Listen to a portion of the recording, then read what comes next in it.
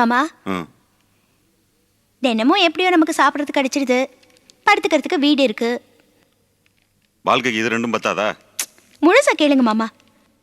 சாப்பிட்டுட்டு தூங்கிட்டு இருந்தா மட்டும் போதுமா? எதிர்காலத்துக்கு ஏதாவது வேணா?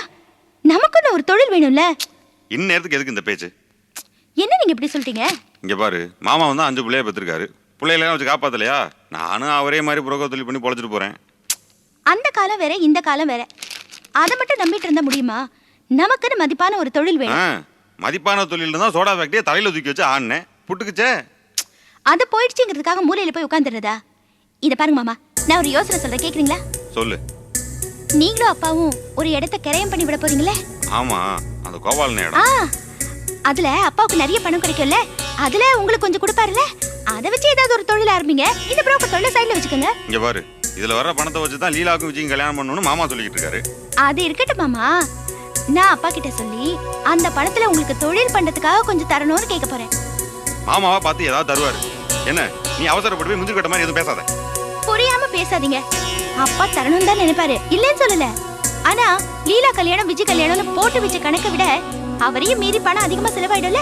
அதான் இப்பவே கேட்டு வச்சுட்டா நல்லதுன்னு நினைக்கிறேன். பார்த்தனும் முட்டாத்தனமா பேசாத. அவருக்கு எப்படி போய் கராரா கேக்குறது? அசிங்கமா இருக்காது? இந்த விஷயத்தை என்கிட்ட இல்ல, மாமா கிட்ட இல்ல, வேற யார்ட்டையும் பேசக்கூடாது. பேசாம வாய மூடிட்டு படு. என்ன மாமா, நல்ல யோசனை சொல்லிட்டு இருக்கல. நீ யோசனை சொல்லி கிழிச்சது போதும். படுக்கறியா? இனிமே கேட்க கூடாதுன்னா கேட்க கூடாது. அதானே நானும் சொல்லிட்டு இருக்கேன். நாம போய் கேப்போம் நான் சொல்றேன், அவரா கொடுப்பாருன்னு தானே சொல்றேன். எப்படி எப்படி எப்படி எப்படி தானோ எப்படிமா உன்னால இப்படி எல்லாம் மாத்தி பேச முடியுது? படுக்கறியா பேசாம? வந்து சேர்ந்துருக்கா பாரு. சொன்னாலும் கேட்க மாட்டீங்க மக்கு மாமா.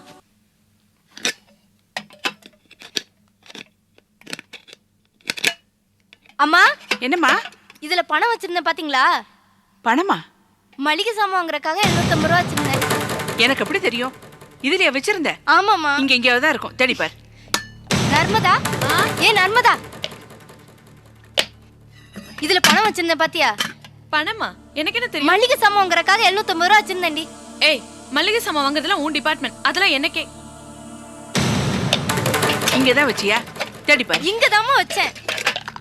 எங்க வச்சிட்டு இங்க தேடிட்டு இருக்காத. இங்கதாம்மா வச்சேன். அம்மா, அம்மா, என்ன? சில்லறை சில்லறையா சேர்த்து 550 ரூபாய்க்கு மேல வச்சிருந்தேன். அது காணோம். யாருமே எடுத்திருப்பாங்க? என்னது? நீயும் பணம் வணங்குற, இவ்வளவு பணம் வணங்குற?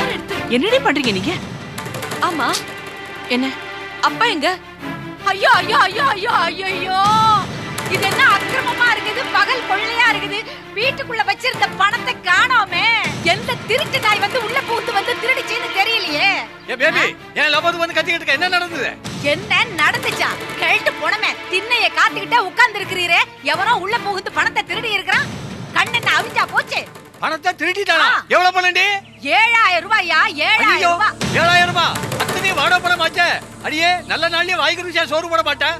பணம் வேற திருடு போயிடுச்சுல, என்ன பட்டி போட்டே கொண்டுருவேடி. யோ, சோறு தான் இப்ப ரொம்ப முக்கியம். அதுக்கு இல்லடி, காசை திருட வந்தவன் என்ன பாத்துட்டானே, கழுத்தையே திருகி இருப்பானே. திரிய இருந்தா போய் சேர்றது.